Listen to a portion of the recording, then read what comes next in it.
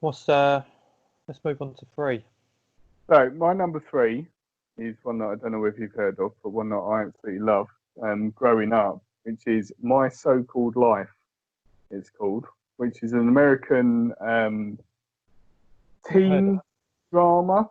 Right. I would call it. It came out in 1994, so probably a bit before your time in terms of. I would have been 16 in 1994, and it's I think the characters are similar age. The main character is played by Claire Danes, who Yeah. went on to big sort of success in film after doing that series. And Jared Leto is the sort of love interest in it as well. So again, he then went on to doing very big things. It's basically about a girl who's in high school who is coming of age. She's going through drinking, relationships with her parents, and all of that stuff. And being the age I was when I watched it, it was all the stuff I was going through. So it is that it's equivalent to what Being a girl. being a girl, sort of boys, that sort of stuff. Yeah, I just related to it. And there's so many subjects that they covered, and so many things that it was covering that no other show at the time was covering, sort of thing, particularly aimed at people my age. That, yeah, I absolutely loved it. And funny thing now, watching it, I've watched it recently, watching it as a parent, the parent characters in it, you now relate to. Because watching it being younger, you focus on what the young people are doing. But now there are lots of scenes where the parents are talking about how they're dealing with the kids and stuff like that. And you empathise with the conversations they're having, which I think is really, really cool as well, how well written it was. Yeah. And how well rounded it was. I think, oh, God, yeah, I can relate to that. Yeah. Do you think there was, because I mean, you say 94, I would have been 8 then, so yeah, it probably was a little bit young for my time. But do you think that an equivalent would have been something like I watched probably at a similar age, like Dawson's Creek? Yeah, that's Which, exactly what I was going to say. It's the equivalent to that sort of thing. yeah, But I don't know, would I call it less prime time than Dawson's Creek? I don't know. Yeah, yeah, I'd say because grittier than Dawson's Creek as such. you would say it's grittier. Yeah, Interesting, because I thought Dawson's Creek still covered. You had similar sort of elements, but you still had kind of. There was one who had kind of mental issues. Yeah. You had one who was, I think, drugs started getting involved and things like that. You had the alcohol stuff, which I'm I probably think. underestimating Dawson's Creek because it's been a while since I've seen it. So yeah, I would say that's probably a good equivalent. Is Yeah. Dawson's Creek really, and maybe that's the sort of thing that set the tone for those later shows. Even. Yeah, definitely. But it's a brilliant series. I don't think it's one of those ones that I said I watched when it came out, but I don't, unless you buy it on DVD, I don't think it's anything that's really gonna be on TV anymore. I don't think it's on any streaming services as far as I know. I think that's one of the key things about what draws you into it as well, is if you can relate to it, depending on how old you are. I mean, at an age like we are now, over 30s, we're not going to relate to them as much now. A bit like a film like this is one that I was close to putting into my top 5, which was the American Pie series. Like growing up, for me, that was like awesome because you wanted to be going to all these house parties and college and all that sort of stuff. Like it was so funny, but you could relate a lot to it as well. Like, losing your virginity and all that sort of stuff. Whereas now when I watch it, I still find it funny in places, but at the same time, it's cringy. Yeah, it's a little bit because you think, oh God, they're so awkward. But at the time, I thought it was so cool. So it's an interesting side to it now, where if if my children, as they get older, watch something similar, you'd be a bit kind of what are the parents doing, and like you said, the way you're watching that now. Whereas with this, I would say it's the sort of thing I'd probably encourage children to watch, like or not children as such, but You know, when things. my two are in their teens, that's the sort of thing I'd love them to watch, because it brings up so many questions and like so many scenarios that you think, oh wow, you know. Yeah. Yeah. Cool. What's yours? My number 3 is my only movie pick out of my top 5. You're gonna love it. It's the Lord of the Rings trilogy. I love that. And if I could hold it up in front of you now, just to make you even happier, Yeah. it's the extended 12-hour Oh, complete box set. didn't you lend me that? I think you lent me that. I did. Did you watch any of it? Well, Was that just one of the ones that you got like Alien and was like, just to fill in that story, I borrowed it purely for Ben, my oldest son, to watch, because he really wanted to watch The Lord of the Rings. And he did. He watched every single one of those.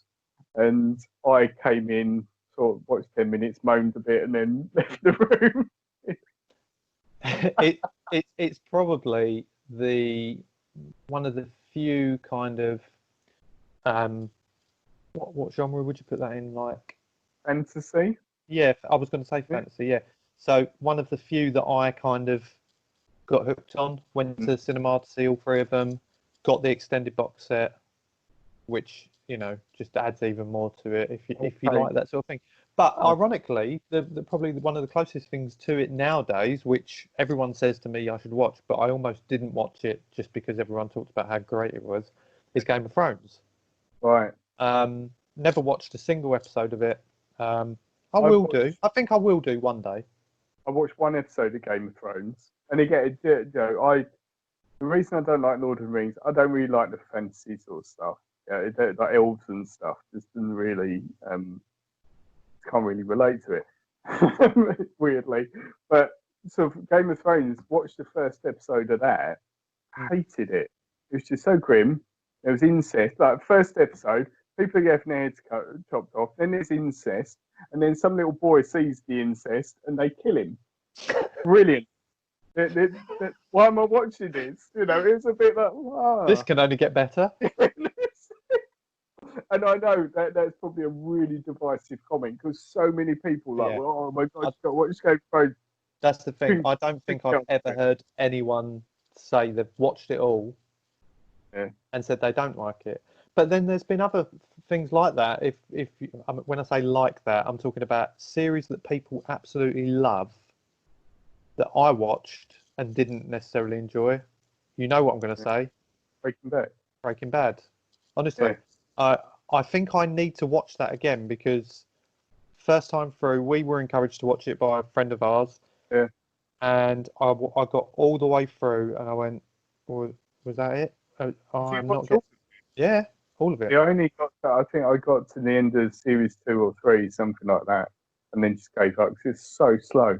Yeah. So slow. There were some amazing scenes here, and I think some amazing episodes where I thought that is almost perfection how they've done that, but just not enough to keep me going, really. And it is that I've got this ingrained thing of, if someone tells me how good something is and I need to watch it, I will hate it. Yeah.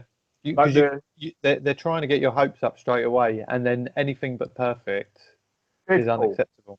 Deadpool fell into that bracket. I sat there and watched it and thought, is that it? 28 days later, do you remember that film? Yeah. Everyone said to me, "That's the greatest thing you ever see." Watch it. I watched it. I was like, all right. And do you know what? It's funny you say that, because when you think about some of the, I assume this isn't a box set yet, but something you and I have been to see, which actually came out of nowhere, and the actual reviews on it weren't hyping it up to be something incredible, was oh God, what was it called? We went to the cinema to see it, and do you remember, it was like all of a sudden it was next week it's out. Cloverfield. Oh, Cloverfield, yeah. Well, no, there probably is a box set, isn't there? Yeah, so there was the sequel to that, and then there was there 3 of them, I think. Yeah, because they did like a funny TV sort of. They've done the one on like Netflix or whatever they threw it on, or something. 10 Cloverfield Lane was the one that we saw. That was a sequel to Cloverfield. Cloverfield I absolutely love. The one with 10 Cloverfield Lane, amazing. Yeah, you're right. I'm sure. And it was apparently the Cloverfield Paradox. No, is Yeah, that was the one where they were in space. Yeah, I've not watched that. you've not watched it. No. I have. But again, something like that where it goes a bit under the radar, they're the ones that kind of get me more. I think where someone's hyping something up so much. Yeah. On the flip side, if I do start something, I do tend to see it through. So even with Breaking Bad, I could tell that was going to be a long slog all the way through. People will disagree with me, and many have. But for me, it just felt like it took a long while to get where it did. And like you say, there were some parts of that were incredible. Mm. But going back to my number 3, which is Lord of the Rings, yeah. I mean, I was drawn in from the first one, and I think that's where kind of you either know if you're going to like it or not. Yeah. And the funny thing is, The Hobbit, not so much. Yeah, I've seen bits of those as well, and they were all right. I felt like with The Hobbit, I know it had to be done, but I think it could have been done in 1 or 2 films tops. And I felt like it was almost jumping on the bandwagon from how well they've done with Lord of the Rings. And that's one thing that always bugs me a little bit, where they'll go, "Oh, I can make some more money here." And don't get me wrong, that's what it's all about anyway. But felt like it could have been when you think the Lord of the Rings books were, as far as I'm aware, 3 books, where The Hobbit was 1.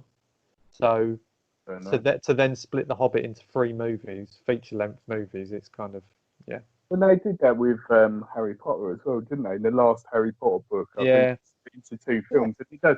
It just smells of what's it? Money spinning, doesn't it? That sort of thing. Like, But people, mate, listen, people will go and see it. That's the thing. Yeah.